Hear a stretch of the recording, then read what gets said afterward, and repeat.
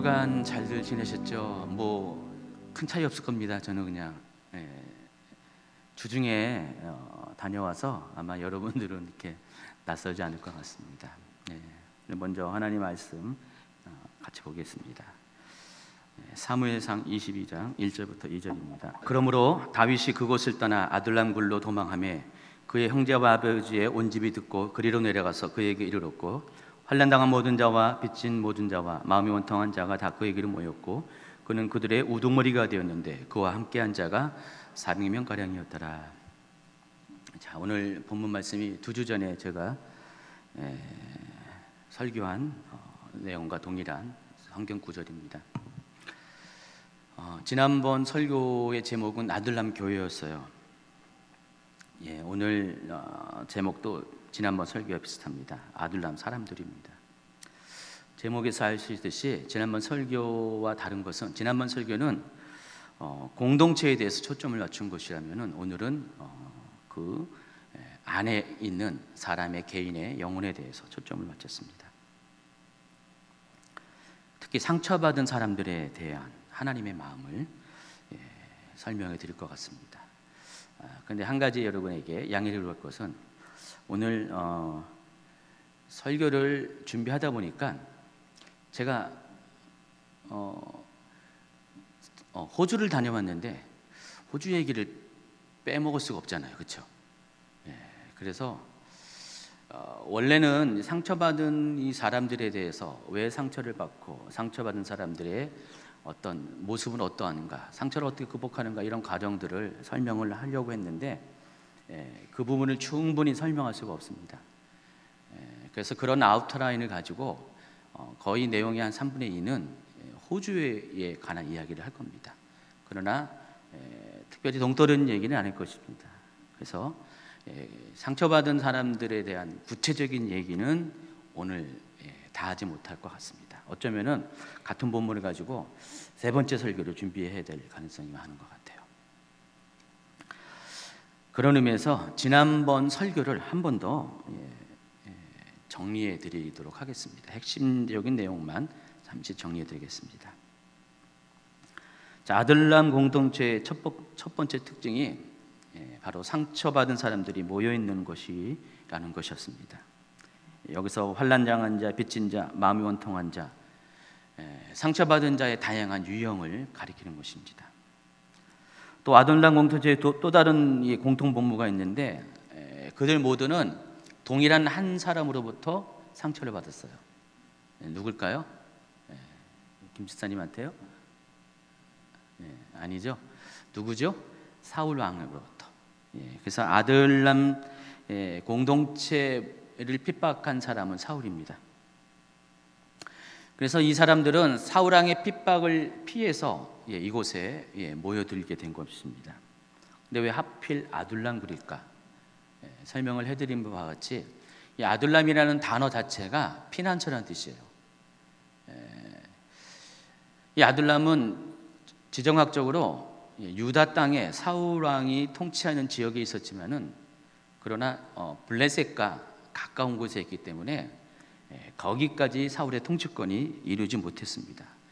그래서 블레셋 땅도 아니고 또 사울의 땅이지만은, 사울의 왕국이 안에 있지만은 그래도 사울의 그런 추격을 피할 수 있는 그런 곳이었습니다. 그렇기 때문에 사울의 핍박을 피하는 자들이 아둘람 굴에 모여 있었습니다. 더 중요한 곳이 있습니다. 왜 사람들이 그곳에 모였을까? 그곳에 누가 있었습니까? 다윗이 있었어요. 그러니까 다윗이 먼저 가족과 함께 그곳에 갔습니다. 그래서 다윗은 이 사울로부터 핍박받은 자의 대명사입니다. 그리고 가장 많은 핍박을 받은 사람입니다. 오죽했으면은 아버지의 온 집, 그러니까 자기의 일가 친척 전부가 함께 피했을 정도로 다윗은 핍박받은 자의 대변인과 같은 사람이었습니다. 그래서 다윗이 그곳에 가 있다는 소식을 들은 사람들이 동병상련의 마음을 가지고 다윗을 중심으로 모여들기 시작해서 약 400명가량이 그곳에 있었다고 그랬습니다. 그래서 이것을 영적으로 적용시켰습니다. 제가 사울 왕은 누구를 상징한다 그랬습니까? 사탄을 상징하고요. 다윗은 예수 그리스도를 상징합니다. 당연히 다윗을 따르는 이 사람들이 사울 왕으로 핍박을 받은 것처럼 예수 그리스도를 따르는 사람들조차 또한 사탄으로부터 핍박을 받게 됩니다. 그렇지만 이 아둘람 공동체에 거하는 사람들이 사울 왕의 온갖 핍박과 환난을 이겨내고 마침내 다윗 왕국이 세워질 때 모두 그 왕국의 기둥 같은 사람들이 되어진 것처럼 만일 여러분이 사탄으로 받은 여러 가지 이 핍박과 환난을 잘 이겨내고 또 예수님이 명령하신 것처럼 자기를 부인하고 자기 십자가를 지고 예수님을 따르는 삶을 살게 되면 마침내 하나님은 여러분을 통해서 하나님 나라를 점점 세워나가고 여러분은 하나님 왕국의 큰 역할들을 감당하는 사람들이 될 것이라고 말씀드렸습니다. 자, 이처럼 아둘람 공동체는 오늘날의 교회를 가리킵니다. 자, 그런데 교회는 참 거룩하고 또 좋은 곳이에요. 그렇지만은 이 교회가 아무리 예수 그리스도의 이름으로 모이는 거룩한 공동체를 할지라도 이 교회 안에는 누가 있습니까? 환난당한 자, 빚진 자, 마음이 원통한 자들이 있습니다. 그래서 교회는 어쩔 수 없이 그들의 그 상처가 없어지지 않는 한 계속해서 갈등하고 또 힘들어하고 또 서로에게 또 다른 상처를 주는 연약함이 있다는 것들을 지난 설교 가운데 말씀을 드렸습니다. 그러니까 지난 설교는 이런 내용이었어요.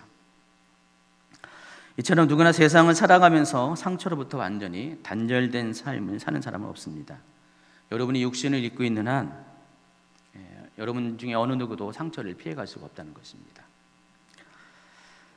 근데 마음의 상처가 많이 있습니다. 육체의 상처도 있지만은 마음의 상처도 많이 있습니다. 그래서 마음의 상처 또한 생기고 아무는 과정을 계속해서 반복하게 됩니다. 중요한 것이 있어요. 상처는 모든 사람이 받지만은 이 상처를 어떻게 극복하고 해결하는가, 그것이 굉장히 중요하다는 것입니다. 그래서 우리는 믿음의 사람들은 받은 상처를 어떻게 지혜롭게 이것들을 피해가고 또 이 상처를 잠잠케 하는 능력을 받는 것이 굉장히 중요합니다. 그래서 오늘 말씀은 그 부분을 다룰 것입니다. 어떻게 이 상처받은 마음을 치유받고 상처받은 삶으로부터 벗어날 수 있는가, 그런 내용을 말씀을 드릴 것입니다. 자, 그러기 위해서는 상처가 왜 어디서부터 왔는지를 여러분이 아셔야 됩니다. 상처를 가져다 주는 근본적인 원인은 뭘 것 같아요? 죄입니다. 죄. 여러분의 죄가 상처를 가져다 줍니다. 왜 죄가 상처를 가져주는가? 이것은 이사야 59장 2절을 통해서 우리가 알 수가 있습니다. 오직 너희 죄악이 너희와 너희 하나님 사이를 갈라놓았다 그랬습니다. 만일 여러분이 죄를 짓잖아요, 영적인 세계에서는 이런 현상이 일어나는 것입니다. 그러니까 여러분이 죄를 짓는 순간 여러분은 거룩한 하나님과 구별됩니다. 왜냐하면 하나님의 거룩함이 죄인인 여러분과 함께 하실 수 없기 때문입니다. 그 결과 분리가 생겨나는 것이죠.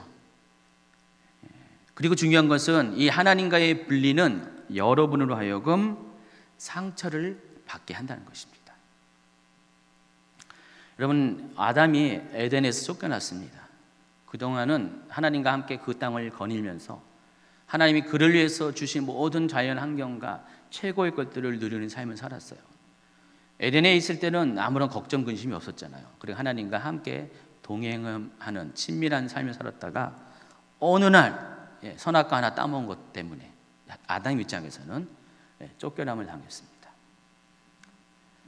여러분이 만일 집에 살다가 부모님하고 잘 살다가 정말 여러분이 정말 집에 있는 냉장고에 있는 사과 한 쪽을 훔쳐 먹었습니다. 그 사과는 왜 중요하냐면은 절대로 먹지 말라고 하는 사과였는데, 근데 그거 먹고 집에서 쫓겨나는 거예요. 너 나가. 얼마나 속상하겠습니까? 여러분 생각해 보세요. 아담이 입장이 그런 거예요. 굉장히 속상하고 원망스럽고 그래서 이 쫓겨남을 경험한 사람들은 당연히 상처를 받을 수밖에 없어요. 아담은 그러한 상처를 받았어요. 죄는 자기가 졌지만은 죄의 결과를 감당해야 되기 때문에 하나님이 아담을 쫓아내고 싶어 쫓아내는 게 아니라 그 죄 지은 아담이 에덴 동산에 거할 수는 없었어요. 왜냐하면은 생명나무를 또 먹고 또 두 번째 나무가 있잖아요. 그 죄 지은 채로 영원히 살게 할 수는 없기 때문에 하나님은 아담을 사랑하기 때문에 할 수 없이 아담을 에덴 동산에서 쫓겨나게 했고, 천사들을 수문장으로 세우고 두루도는 하영검으로 아담의 접근을 막았다는 것입니다. 이 같은 행동은 하나님 편에서는 분명히 사랑이에요. 최고의 사랑인데 아담 편에서는 뭐라고요? 상처가 된다는 것입니다. 그래서 하나님에 대한 원망이 생겨납니다. 그리고 자신을 벌한 하나님에 대한 두려움이 생겨나게 됩니다. 이것이 바로 인류가 경험한 첫 번째 상처고, 이 상처는 계속해서 대물림되어 가지고 하나님에 대해서 사람들이 그러한 두려움과 원망을 느끼게 된다는 것입니다. 그리고 그것이 바로 상처가 된다는 것입니다. 그 사람들은 태어날 때부터 죄의 유전성을 갖고 있는 것처럼 태어난 것부터 상처를 가지고 태어나게 된다는 것입니다.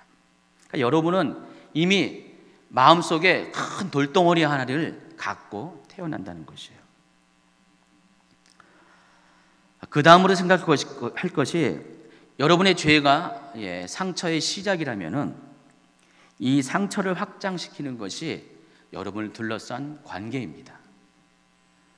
여러분, 하나님과의 관계의 단절로 끝나는 것이 아니라 여러분을 둘러싸는 관계들이 많이 있는데, 특별히 부모와의 관계의 단절, 부모와의 분리는 여러분을 하여금 상처를 아주 확장시키고 증폭시킨다는 것입니다. 그래서 영적인 관계에서 하나님과의 분리가 상처를 가져다 주었다면, 육적인 관계에서 가장 큰 상처를 주는 것은 부모와의 분리라는 것입니다. 그러니까 결손 가정들이 있잖아요. 여러분도 아마 중에는 결손 가정 가운데 성장한 분이 있을 것입니다. 이 결손 가정의 예를 통해서 우리가 충분히 이것을 이해할 수가 있다는 것입니다. 마침 제가 호주에 다녀왔고 그곳에서 원주민들을 만나고 왔습니다. 이 선교사님의 사역지를 쭉 같이 한 4박 5일 동안 돌아다니면서 느낀 것이 있어요. 오늘 주제를 상처에 대한 것을 아예 정해놓고 제가 호주에 갔기 때문에 제 눈에는 그런 것들이 더욱더 잘 들어온 것 같아요. 그래서 호주 이야기를 할 겁니다. 원주민 이야기를 할 거예요, 지금부터. 그래서 이 원주민들의 삶을 통해서, 그들의 살아가는 모습을 통해서 상처가 얼마나 우리 인생을 파괴하고 삶을 망가뜨리는지를 여러분에게 설명하고자 합니다. 원주민 얘기하기 전에 백인 사회를 먼저 얘기할 거예요. 왜 이야기냐면은 원주민의 사회와 이 백인 사회가 너무나 극명하게 대조가 되기 때문에 그렇습니다. 그리고 상처의 관점에서 보면은 이 두 극과 극의 세계가 얼만큼 상처가 영향을 주는지를 여실히 증명하고 있기 때문에 그 부분에 대한 이야기를 하도록 하겠습니다. 먼저 호주의 백인 사회입니다. 근데 제가 바라본 것은 호주 전체가 아니라 서부 호주의, 퍼스 중심으로 한 서부 호주의 사람들이에요. 제가 아직 시드니를 안 가봤어요. 그래서 그쪽 세계는 잘 모르는데 그냥 들은 얘기고, 서부 사회에 있는 호주 백인들의 예를 통해서 그들의 삶을 통해서 이 상처와 연관된 것들을 좀 조명시켜 드리고자 합니다. 여러분, 아이들의 경우 자랄 때 환경이 매우 중요합니다. 심리학에서는 보통 한 5살까지는 굉장히 이 자라는 환경이 절대적인 영향을 끼친다고 합니다. 그러면서 하는 말이 그때 받은 상처가 평생에 영향을 끼친다는 거예요. 마치 그냥 이렇게 씨를 뿌려놨는데 아직은 씨가 뭐 발화되지 않고 땅속에 묻혀 있는 건데 그 나이가 한 5살까지 나이라는 것입니다. 근데 그때 받은 상처가 있다면 이게 자라면서 그 상처가 드러난다는 것이에요. 그래서 아이들의 성장 과정에 있어서 이 상처를 어떻게 주지 않느냐가 굉장히 중요한 주제가 되는 거예요, 심리학에서는. 그럼 아이들이 가장 좋아하는 환경이 뭘 것 같아요? 여러분 보기에 어릴 때 여러분 다 애들 키워봤잖아요. 생각 안 나세요? 부모와 함께 있는 거죠. 동의하시죠? 아이들이 뭐 먹을 거 주고 좋은 환경을 주는 것, 그 어떤 것보다 가장 중요한 것이 부모와 함께 하는 것이 가장 중요합니다. 딴 거 다 있어도 부모가 없으면 안 돼요. 그렇죠? 매일 삶에 부모와 함께 대화하고, 아이들이 학교 갔다 오면은 쫑알쫑알 얘기하잖아요. 부모한테 학교에서 있었던 일을 그냥 시시콜콜 다 얘기하잖아요. 그러면서 어떻게 해요? 정서적인 안정감을 누립니다. 또 부모는 어떤 존재입니까? 매일매일 필요한 것들을 다 공급해주는 존재예요. 자기의 필요를 채워주는 존재가 부모입니다. 그래서 부모와 항상 친밀하게 대화하고, 또 부모로부터 필요한 것들을 공급받고 자라는 아이들은 정서적으로 굉장히 안정된 그런 아이로 성장합니다. 이런 면에서 호주의 백인 사회는 제가 보기에 거의 100점인 것 같아요. 정말 거의 완벽하게 정말 가정의 소중함을 실천하는 그런 사회인 것 같습니다. 다른 나라에 대한 얘기도 많이 들었지만은 이번 보니까 호주 사회는 정말 이 가정을 소중하게 여기는 사회였습니다. 그러니까 모든 삶이 가정 중심적이에요. 가령 호주에서는 아이들이 학교를 가잖아요. 그러니까 스쿨버스가 없더라고요. 무조건 100%, 원래 시드니 쪽은 몰라요. 근데 이 서부 호주는 그래요. 100% 부모 중에 한 사람이, 아니면은 뭐 가족 중에 누군가가 아이들을 학교까지 데려다 줘요. 그리고 학교에서 끝나면은 어떻게 됩니까? 데리고 옵니다. 반드시 데려다 주고 데리고 와야 돼요. 그렇지 않으면 법에 걸려요. 아예 법으로 아예 딱 못 박아놨어요. 아이들이 가방이 이만큼이에요. 거기는 그 개인 사물함이 없나 봐요. 호주 학교에는. 도시락도 싸가요. 도시락 전에 티타임용 간식도 싸가고. 그러니까 애들이 아침에 보면 그냥 짐이 이만큼이에요. 제가 이번에 여기 선교사님 가정에서 묵었습니다. 그랬더니 봤어요. 그랬더니 그냥 이만큼씩 싸가요. 그러니까 짐이 많아요. 그리고 그 아이들을 다 누가 챙겨줘요? 부모가 다 챙겨줘요. 도시락 챙겨주고, 간식 챙겨주고, 책 챙겨주고, 뭐 해가지고 데려다주고 데리고 옵니다. 호주에도 학원이 있더라고요.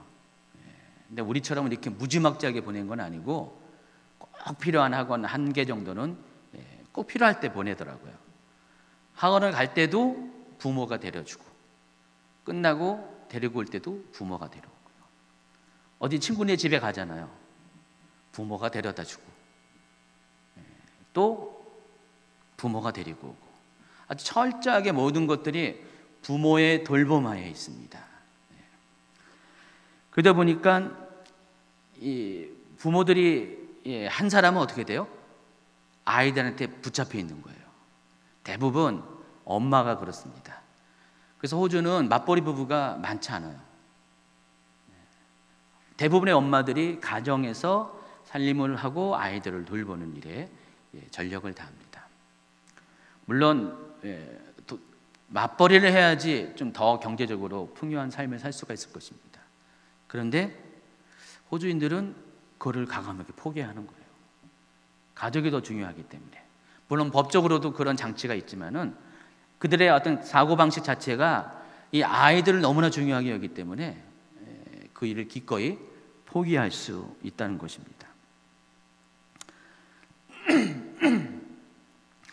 이러다 보니까 아이들 어때요? 해요? 정서적으로 항상 최소한 엄마와 함께는 있게 되는 것이에요.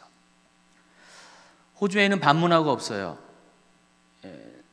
해가 지면은 다 집에 들어가요. 호주 남자들이 제일 재미가 없대요. 직장에 가서 일하고 퇴근하면은 곧바로 집으로 온대요. 어디 놀러 갈 데가 없는 거예요.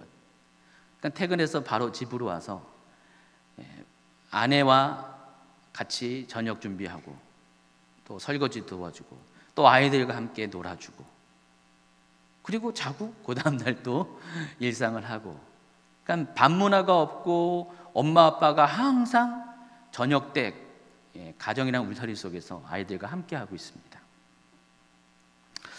좋은 거는 좋은 건데 한 가지 아쉬운 게 있더라고요. 그러니까 전통적인 호주 교회에서는 밤에 뭘 하는 게 없어요. 가령 수요 예배, 금요 예배, 무슨 집회, 쉽지가 않아요. 사람들이 전부 다 가정에 있기 때문에 모임이 쉽지가 않다는 것입니다. 그래서 보통 교회는 주일만 모여요. 주중에 낮에 뭐 이렇게 한두 가지 좀 이렇게 간단하게 하고 거의 뭐 그래요.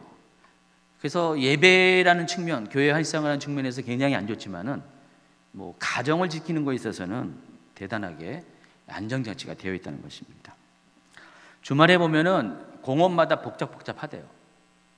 저도 첫날에 숙소에 가기 전에 선교사님이 제일 먼저 호주 퍼스를 좀 이렇게 조망할 수 있는 그 킹스 파크이라고 해서 왕의 공원이죠. 거기 한번 데려갔었어요.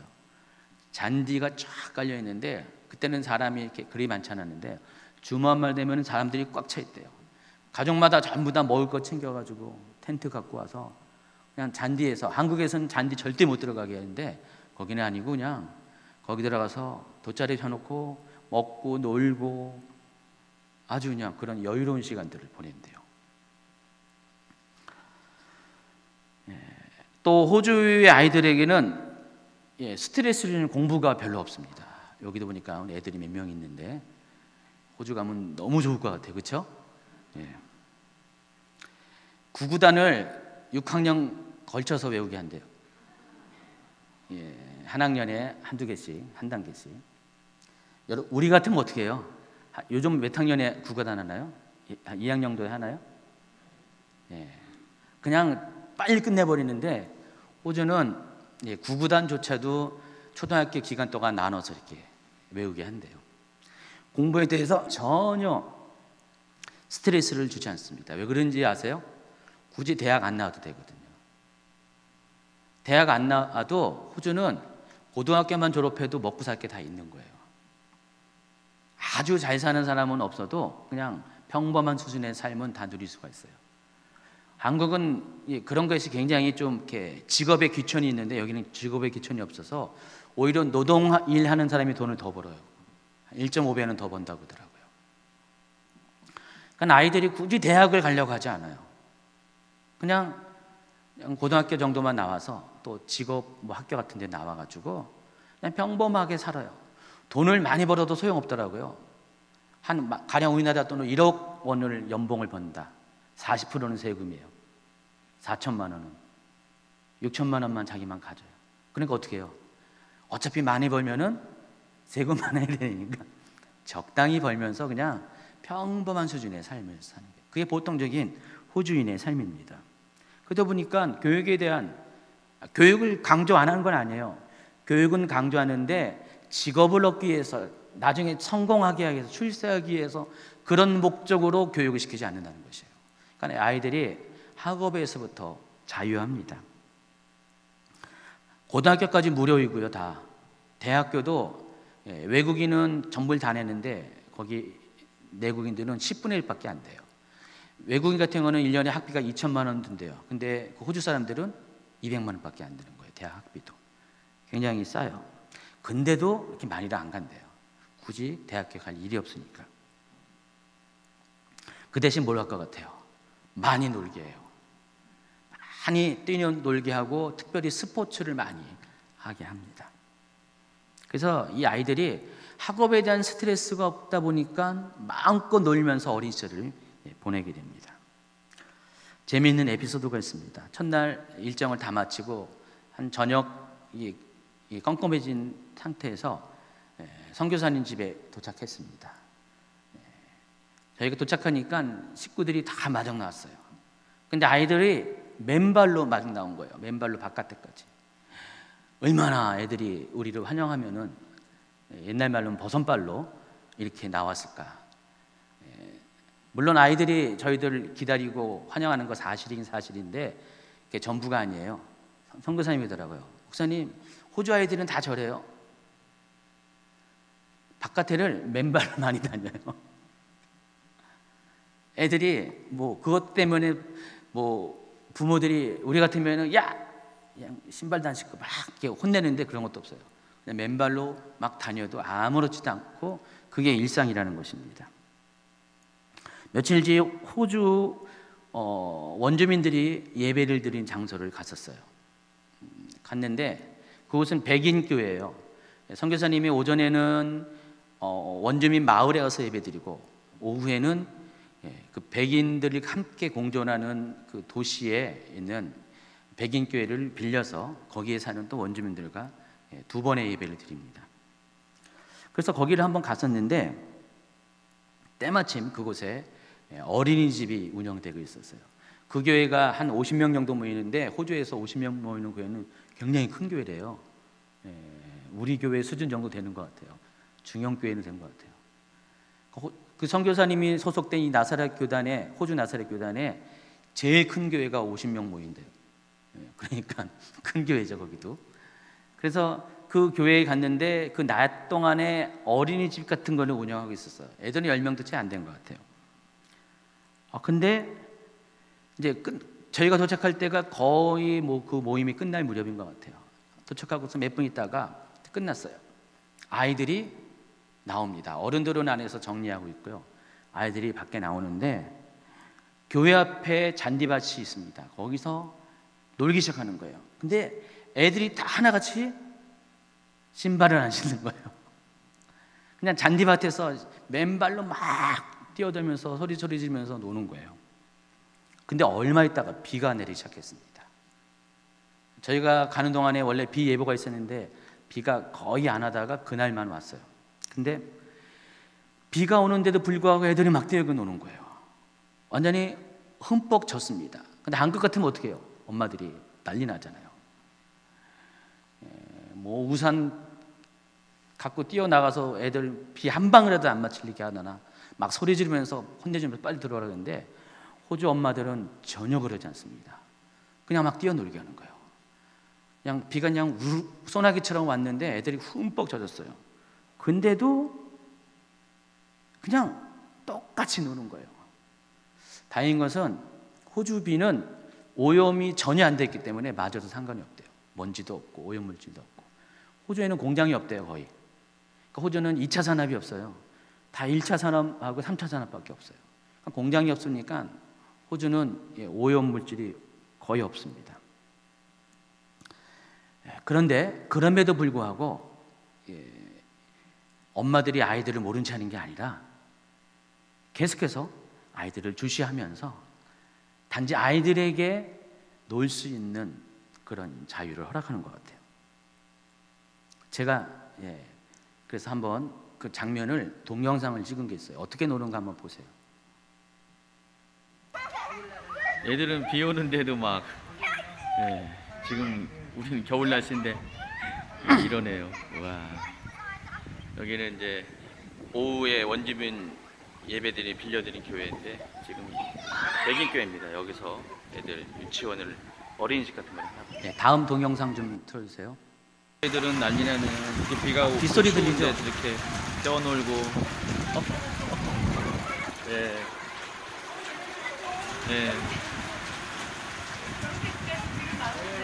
비가 이렇게 오는데 Hi, what's your name? 애가 좀 부끄러운지 둘러싼 대답도 안 하네요.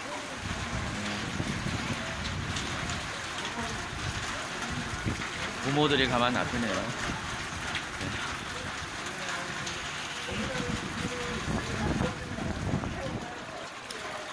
됐습니다. 여기까지. 이래요. 한국에서 상상하지 못할 것 같은데 다른 장소에서도 아이들이 노는 모습을 봤는데 아마 이번에는 초등학교 정도 되는 아이들인 것 같아요. 그거는 제가 영상을 일부러 노출을 안 시켰어요. 거기서 2명이 절 짜려봤거든요. 허락 없이 막 사진 찍는다고 그런 것 같아요. 근데 꼭 우리 어릴 때 노는 무궁화꽃이 피었습니다. 아시죠? 기둥에 딱 이렇게 술래가리 돼가지고 하고 싹 돌아보는 애들이 막 움직이고 꼭 그 놀이를 하는 것 같아요.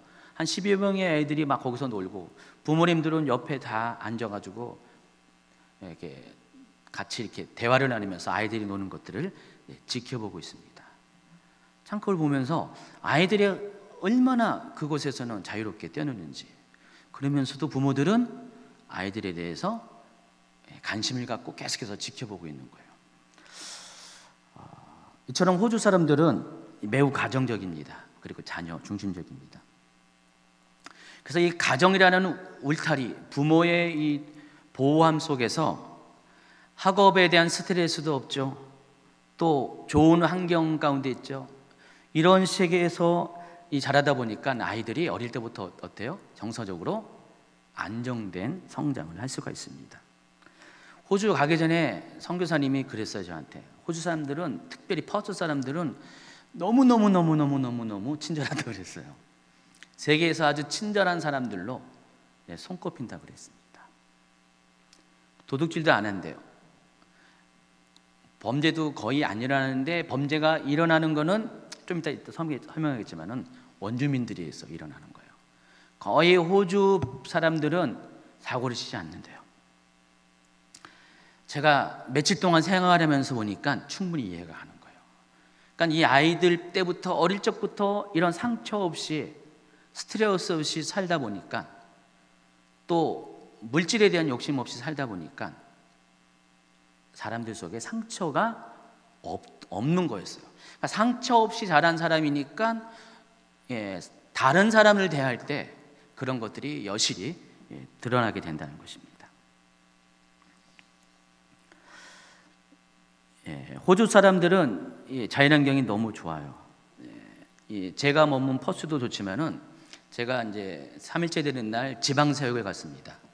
한국에 따지면은 대전 되는 거리, 또 대구 정도 되는 거리, 200km, 300km 되는 곳을 1박 2일에 걸쳐서 남쪽으로 내려갔는데, 굳이 어디 관광지 안 가도 그냥 옆에 펼쳐지는 광경이 아주 대단합니다. 제가 보여줄 거예요. 좀 자랑 좀 하려고요. 제가 갔다 온 거 자랑하는 게 아니라 호주 사람들이 얼마나 이렇게 좋은 환경 가운데 살고 있는지를 한번 보여줄 겁니다. 한번 보여주세요. 호주 하늘 보세요. 계속 지나가 주세요. 여기는 킹스파크 공원인데요.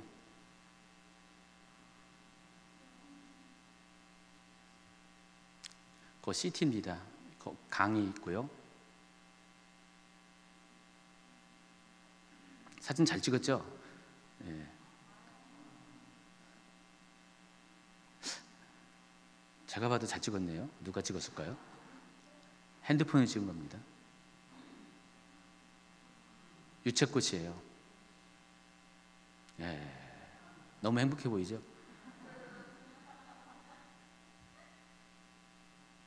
이 사진들은 나중에 호주 밴드에다 올릴 겁니다. 다.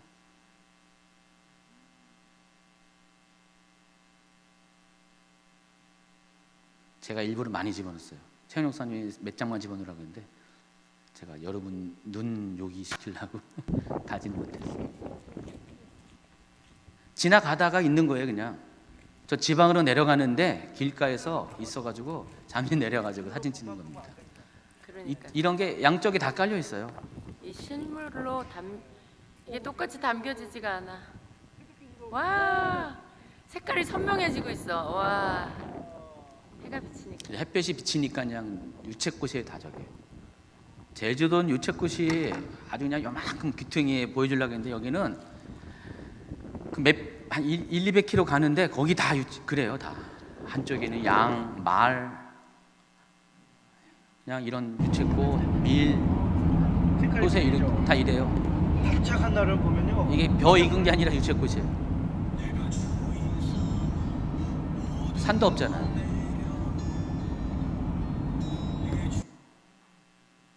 자, 보세요.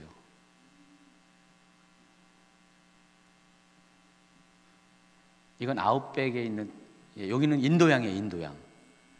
김양, 이양이 아니라 인도양. 와, 지금 선셋 하는 거.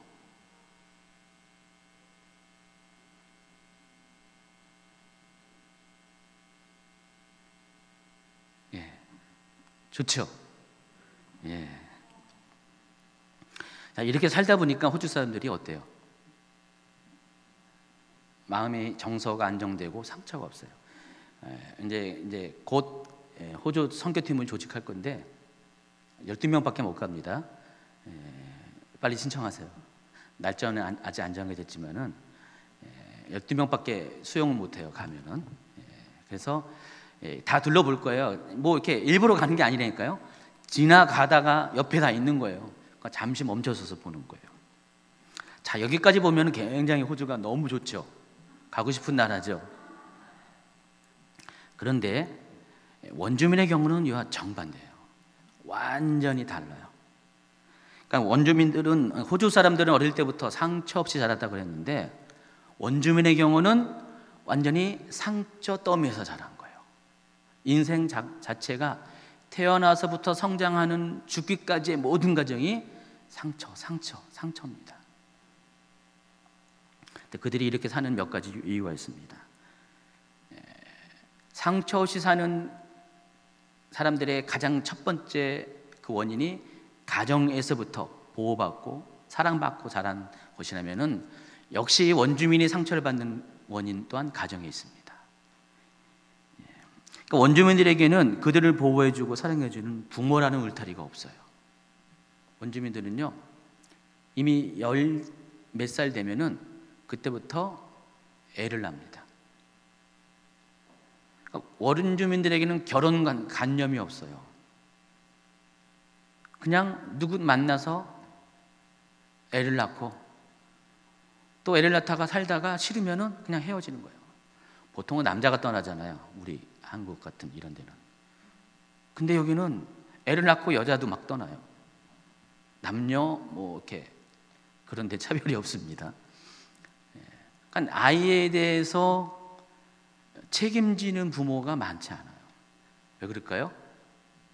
그 애들 또한 역시 아이잖아요. 지금 현재 열 몇 살밖에 안 된 아이가 또 애를 낳으니까 부모로부터 사랑도 받지 못했고 부모로서 준비도 되지 않은 상태에서 애만 낳고 보니까 어떻게 아이를 사랑할지를 몰라요. 어떻게 그 아이들을 보호할 줄을 모른다는 것입니다. 그래서 몇 년을 살다가 헤어지고 또 다른 사람 만나고 또 그 사람에게 애를 낳고 그러다 보니까 애들이 다 족보가 다 달라요.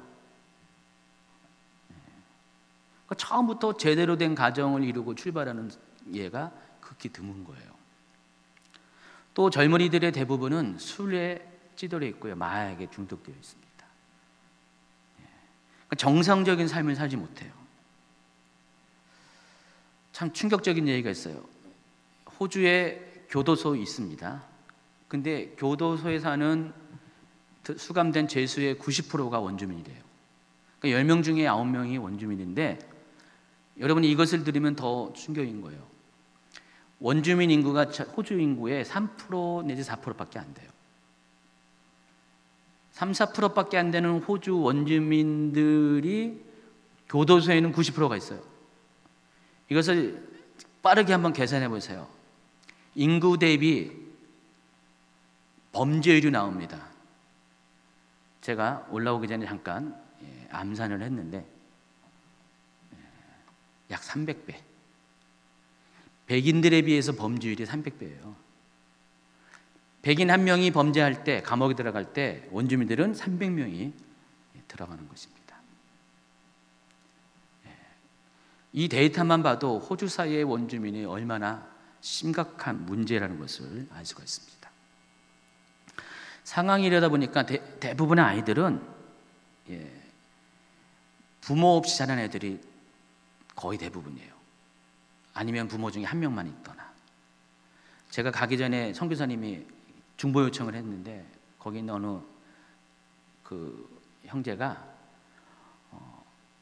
파트너라 그래, 결혼 안 했으니까. 그 파트너가 여자 엄마가 애 둘 낳고 다른 남자 만나서 가버렸대요. 도망대 안 해요. 거기 그냥 가는 거예요. 가버렸대요. 그러니까 애 둘을 자기가 키워야 돼요. 그러니까 죽겠다고 막 자살한다고 기도해달라고 그랬거든요. 먼 나라 얘기를 들었는데 거기서 가까이서 원주민들을 보니까 이건 먼 나라 얘기가 아니라 아주 가까운 얘기였다는 것을 알게 되었습니다. 부모가 없기 때문에 애들은 어디에 맡기냐면은 할머니 내지는 친척들. 원주민들은 또 이 가족 관계가 그 친척 관계가 아주 유별나게 또 있어요. 그래서 원주민 애들은 학교도 가정 때문에 안 다니는 애들 투스럭하지만은 그나마 학교 다니는 애들도 그놈의 장례 때문에 하도 많이 죽으니까 다 이른 나이에 뭐 자살하거나 뭐 병들어 죽거나 그러니까 장례를 하면은 온 친척들이 다 거기 몰려간대요. 한 2주 동안이 있는데요. 그러니까 애들이 공부도 그런 것 때문에 못한대요. 그래서 이 할머니나 친척 손에 키웁니다. 부모가 있더라도 항상 술과 마약에 찌들어 가지고 기본적으로 일어나는 것이 오후쯤 돼서 일어나요. 애들 밥도 안 먹입니다. 밥을 해먹는 원주민들이 거의 없대요. 다 인스턴트 음식, 우리나라식으로 따지면 라면, 통조림 이런 거, 이걸로 평생 음식도 안 해먹고 사는 거예요. 그리고 대부분 직업이 없어요. 일을 안 해요. 그러니까 기초 생활비가 나오면은 그걸로 2주에 한 번씩 나온대요. 먹고 살다가 돈이 떨어지면은 그냥 며칠 동안 굶는 거예요. 굶다가 그냥 또 돈 나오면 또 이제 사고 거기 또 술과 마약을 사고 그러니까 아이들이 부모의 관심도 없죠. 학교도 안 가죠. 먹을 것 제대로 못 먹죠. 그러다 보니까 완전히 방치 상태예요. 선교사님이 아이들을 만나러 막 다녀요. 되게 바쁘더라고요. 신방 일이 거의 한 3분의 1인 것 같아요. 그냥 계속해서 다니면서 가정을 방문해요. 그럼 선교사님만 애들이 만나면은 난리가 나요. 너무 좋아서 파스타 하면서 막 달려나와가지고 막 뛰어들고, 그럼 선교사님이 애들 그냥 볼에 뽀뽀해주고 알라뷰 알라뷰 하면서 막 집었다 던졌다 해주고 막. 왜냐면 부모로부터 그런 거를 전혀 경험하지 못한 거예요. 그러니까 이 선교사님이 그렇게 해주니까 선교사님이 아버지예요, 아버지. 저는 대단하게 느꼈어요. 이번에 가면서 그들에게, 그 아이들에게 선교사님마저 없다면은 그럼 끔찍한 것 같아요. 그러니까 선교사님이 계속 돌아다닐 수밖에 없어요. 다 다니면서 아이들 만나주고 안아주고, 그리고 뭔가 사가지고 가서 항상 뭘 주고 먹을 걸 주고. 자, 문제는 이러한 상황이 계속해서 대물림된다는 것입니다.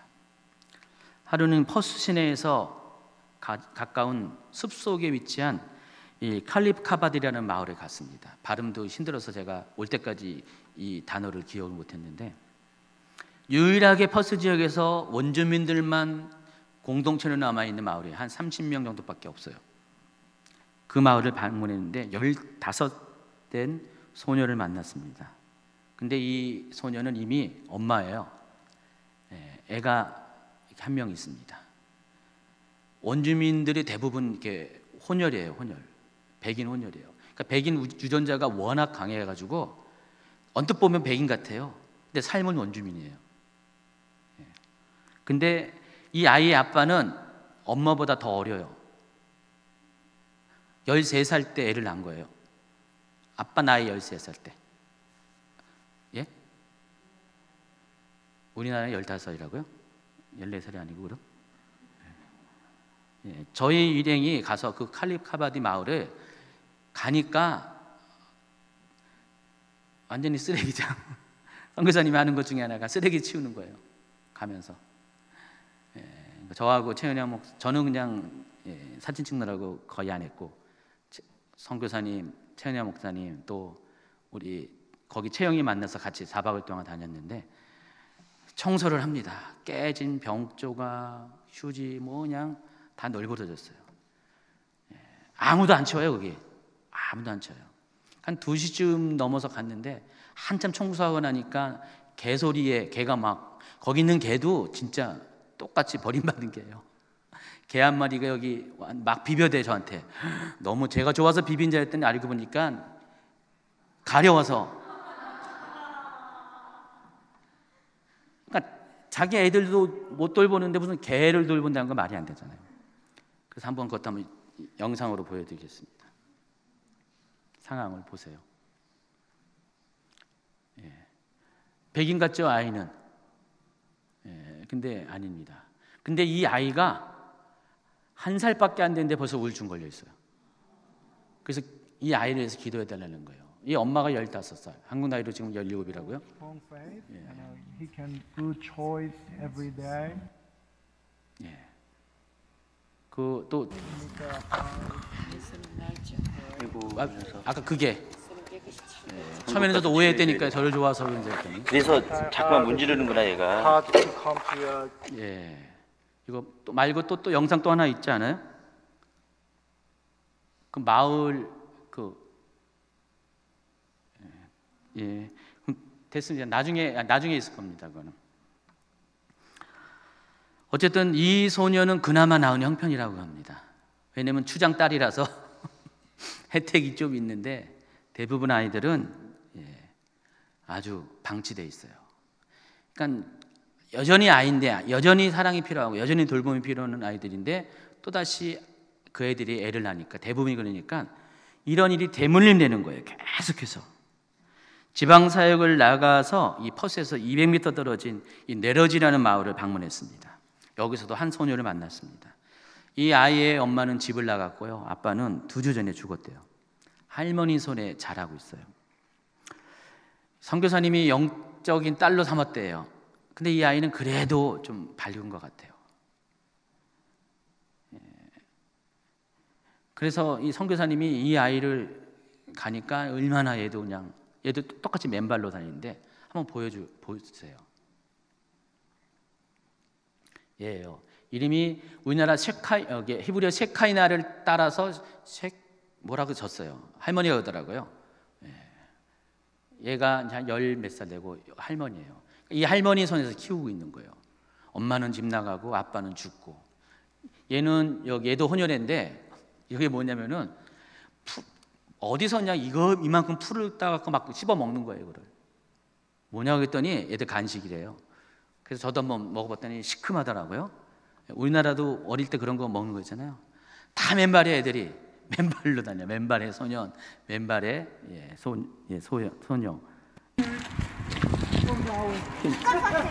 Fio. What's your name? Only. Shoni is my lovely daughter like that. 성선님을 지금 막 안아주고 This time very sorry. We're going to Kojino. We're on to our brother, Sean. Brother Sean.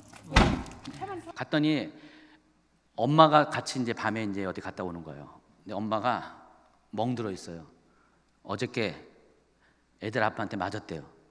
맞아가지고 그러니까 이 애들을 선교사님이 이렇게 계속 돌면서 애들을 안아주고 사랑해주고 뒤에다가 우리 갈 때 이제 그 슈퍼에서 들려가서 먹을 거 많이 사갔거든요. 나눠주고 그러는 사역을 하고 있습니다. 이 네러진부터는 이제 지방인데 거기에는 보통 네러진이라는 마을이 한 1,000몇 명 사는 데래요. 근데 거기에는 백인들도 살지만은 소수의 원주민들이 같이 살아요. 근데 그 한 마을에서 1년에 자살하는 원주민이 6, 7명 정도 나온대요. 자살이 굉장히 높아요. 자살률이. 몇백 명 사는 마을에서 매년 그렇게 자살을 해요. 그러니까 자살률이 보세요. 한 20%가 최소한 20%가 자살을 하는 겁니다. 처음에는 술에 중독됐다가 그 다음에는 마약에 중독됩니다. 그리고 그 다음에는 감옥에 가고요. 그 다음에는 자살하는 것이 원주민의 삶의 굴레라는 것입니다. 원주민은 소망도 비전도 없습니다.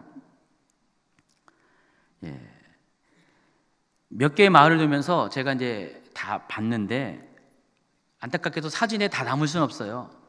그들의 모습을 사진 찍는 그 실내고, 근데 잠깐 동안 비춰지는 그들의 삶을 보면은 한마디로 말하면 비참했어요.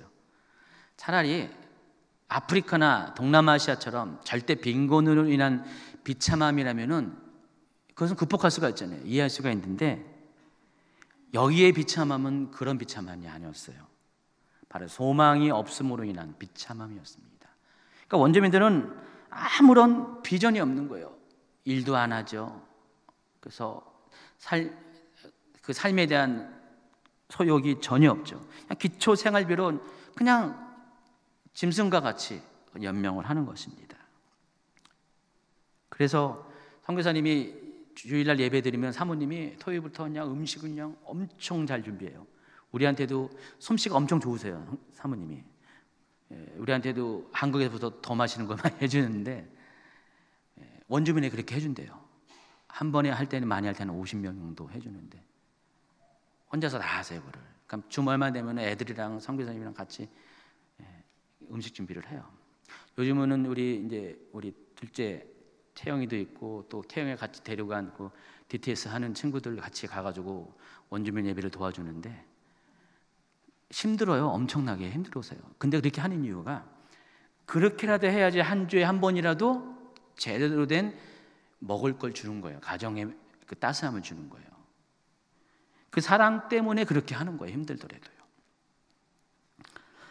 원주민의 평균 연령이 40살 정도 됩니다. 평균 수명이. 왜 일찍 죽는지 아세요? 자살해서, 그리고 병들어서. 한 가정을 방문했는데 온통 집 주변이 쓰레기예요. 여기 사진에도 좀 나올 거예요. 근데 안에 들어가잖아요. 완전히 그거는 소파가 한 몇십 년 된 소파 같아요. 다 뜯어져 있고요. 완전히 옷가지가 집안에 다 소파 위에 바닥에 뭐 식탁 위에 가구도 별로 없는데 그냥 옷들이 그냥 무슨 빨래 안 개놓은 것처럼 어디다 그냥 막 해놨어요. 그리고 그 중에 하나를 주워서 입는 거예요. 냄새 가장 안 나는 거. 그리고 TV는 이따만한 게 있어요. 낙이 그거예요. 술 먹고 TV 보고 오후 늦게 일어나고 막 그런 게 삶이에요. 그러니까 너무나 소망이 없습니다. 할머니가 한 분 계셔가지고 그분을 위해서 기도해주고 아들 같은 분도 거기 있는데 도무지 사람 사는 곳인지 생활하는 것인지 분간이 안 가요. 근데 선교사님이더라고. 여긴 그나마 나은 거라고. 딴 데는 더 심하다고. 마을을 방문해 보면은요, 왜 이렇게 깨진 유리창이 많은지. 원주민들은 자기 집이 아니잖아요. 정부 집에서 살아요. 그러면 마음에 안 들면 그냥 확 가버려요. 근데 다 깨부시고 살림도 안 챙기고 막 나갑니다. 한번 보세요. 한 번 더. 집들은 다 정부 소유라는데 칼리카바트 이렇게 마을입니다. 다 버리고 간 집들이 많이 있습니다. 추장이 저 집 하나를 여기 수리해서 선교사님 보고 사용하래요. 와서 살라고. 추장이 얘기하는데 폐허가 돼 있네요. 다 사람이 살던 데인데. 아니 집을 떠나도 그렇지. 떠나도 좀 편안하게 하면 안 되나? 근데 왜 이렇게 폐허를 만들어 놓고 가버렸대? 자기 살던 옷까지 그거 다 있네 여기. 원주민들이 관리를 잘 못하고 대부분 던져놓고 그냥 다 버리고 갔네. 그냥 소유들이 관리를 시키는 게 없어서. 아이고. 전쟁 피해서 간 것도 아니고 이사 간 건데 저래요. 여기 와서 노숙자가 사는 것도 아니고 다 이렇게 버리고 갔네요.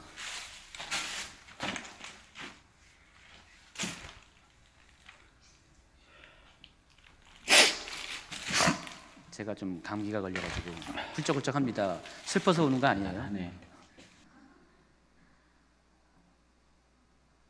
저 차도 다 깨트려 버리고 여기는 여기 원주민 마을 회관인데 교회를 쓰는 거예요.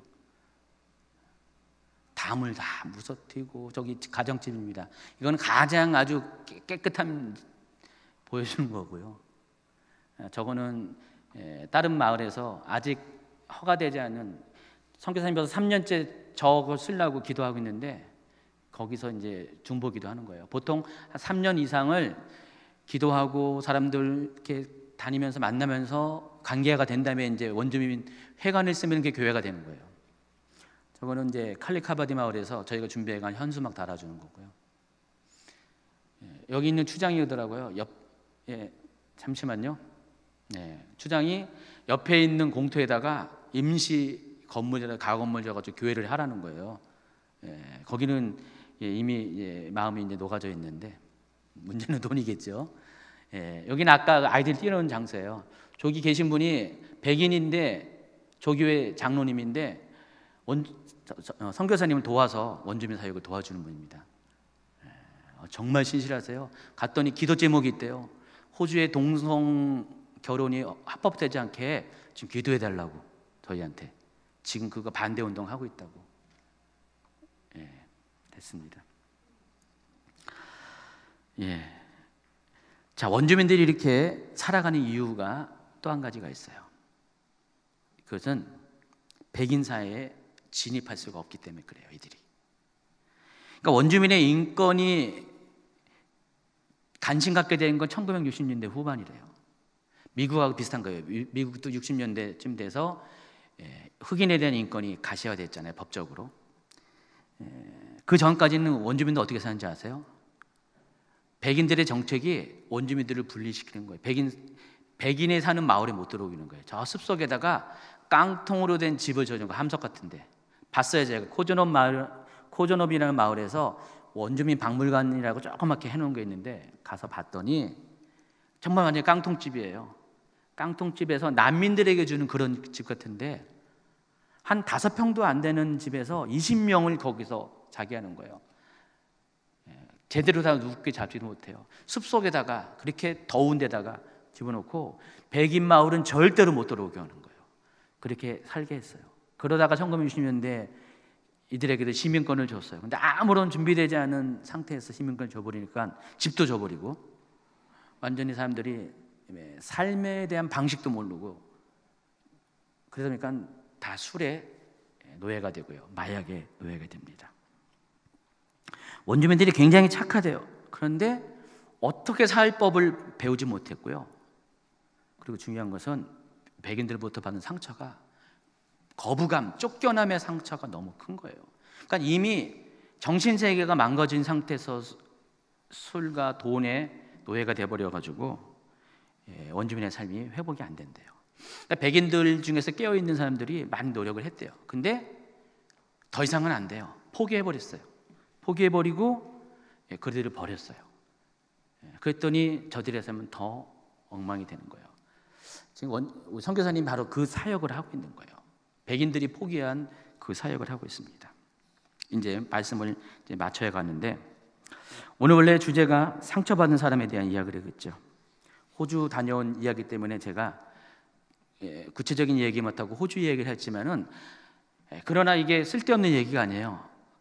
이 상처받은 마음과 그것을 회복하는 과정이 얼마나 호주 원주민과 백인들의 예를 통해서 얼마나 그것이 명확하게 대조되는가를 우리 확인할 수가 있기 때문입니다.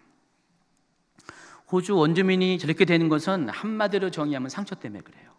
상처.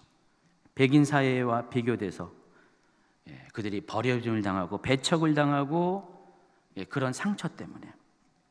그래서 상처가 얼마나 사람의 인생에 영향을 끼치는지를 바로 원주민의 예를 통해서 여러분이 방금 보았습니다. 상처는 사람의 영혼을 파괴합니다. 삶을 포기합니다.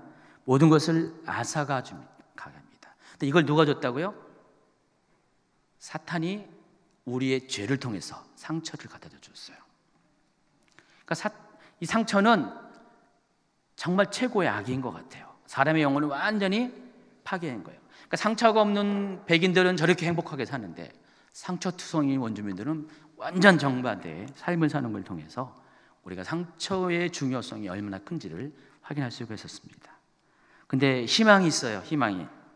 지방사역을 하면서 또 틈틈이 가정 방문을 했는데 거기서 원주민 가정을 또 만났습니다. 이 원주민 가정은 다른 원주민하고 완전히 달라요. 디비라는 사람하고 스테이시라는 두 부부가 이룬 가정인데, 여기도 애가 넷인데 세 명은 다 달라요. 그러니까 그 스테이시라는 여성이, 원주민 여성이 딥은 인도 사람이에요. 딥이라는 사람과 만나서 결혼하기 전에 낳은 애들이에요. 근데 모양이 다 달라요. 하나는 백인 같고 하나는 또 약간 거무적하고 다 다르더라고요. 근데 이 딥과 스테이시가 8년 전에 만났대요. 그때 선교사님하고 다 그때 만난 초기부터 알고 있었는데, 그때는 믿음이 없었어요. 그냥 원주민이었고 그냥 방랑하는 인도인이었는데, 어디서 만났냐면 카지노에서 만났대요. 말 다 했죠. 그런데 이들이 복음을 받아들이기 시작했어요. 그리고 변화되기 시작해가지고 지금은 선교사님과 매주 목요일마다 제자 훈련을 하는 거예요. 선교사님이 두 가정을, 원주민 가정을 제자 훈련하는데, 이 가정을 방문했는데 깨끗해요. 소파도 있고 바다도 깨끗하고 뭐든지, 다른 대학은 완전히 다른 거예요. 문명적으로 살고 있어요. 이 딥이 그런데요, 자기는 돈도 필요 없고 예수님만 알고 싶대요. 계속 성경 공부하고 싶고. 그래서 선교사님이 이 친구를 훈련시켜가지고 목사를 만들고 싶어 하는 마음이 있어요. 원주민 출신 목사가 4명, 5명이 있대요, 호주 전역에. 근데 한 60년대에 한 번 원주민 사회에 부흥이 있었대요. 그때 배출된 사람들이래요. 근데 지금은 원주민 사회가 또다시 옛날로 돌아갔기 때문에 그 목사의 아들들도 똑같이 그 원주민처럼 살고 있는 거예요. 술과 마약에 찌든. 근데 이 사람들로부터 희망을 받은 거예요.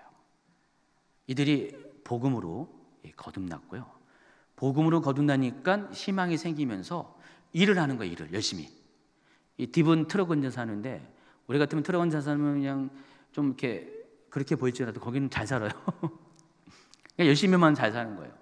그리고 이 스테이시라는 여자는 과거에 막 자살까지 하려고 했는데 지금은 다이어트 사업에서 아주 성공하고 있대요. 그래서 아주 건실한 가정으로 호주 사람 안에 들어가서 잘 살고 있는 거예요. 정작 이들이 이렇게 살면 호주 백인들도 거부할 이유가 없는데, 호주 원주민들이 워낙에 그러지 않으니까 너무 힘들어서 배척하는 수밖에 없는 거거든요. 그러니까 백인들은 원주민에 대한 미안한 마음이 있어요. 그래서 그들을 도우려고 아예 원주민 재단까지 만들어가지고 원주민을 후원하고 다 하는데, 도무지 삶에 대한 변화가 없다. 그러니까 포기한 상태인데, 근데 이들 부부를 통해서 선교사님이 희망을 보는 거예요. 바로 복음이라는 것이죠. 예수님을 아는 것, 바로 믿음이 그들 속에 있는 뿌리 깊은 상처를 치유하는 아주 능력이 된다는 것을 깨닫게 됐다는 것입니다. 제자 훈련할 때, 말씀을 드릴 때 이 딥은 그냥 말씀을 스펀지처럼 쭉쭉 빨아들인대요. 놀랄 정도로. 10년을 선교사님이 그 사람들 만나는데 고생을 했죠. 막 가면은 때리고 애들 돌 던지고 막 그냥 추장들이 그냥 박해를 하죠. 막. 근데도 그 모든 고비고비를 넘겨가지고 이제 씨 뿌리는 밭을 개간해놨어요, 그곳에. 근데 하나님이 이제 막 자라는 시즌을 주시는 것 같아요. 제가 이번에 가면서 한 가지 더 충고를 했어요. 권면을 했어요. 사랑이면 다 됩니다. 그렇지만은 그 위에다가 성령의 권능을 받으십시오. 그들 속에 있는 모든 악한 영을 대적할 수 있는 권세를 받으면은 더 원주민 사역이 달라질 것 같습니다. 왜냐하면 이미 몇십 년 전에 부흥을 경험해봤기 때문에.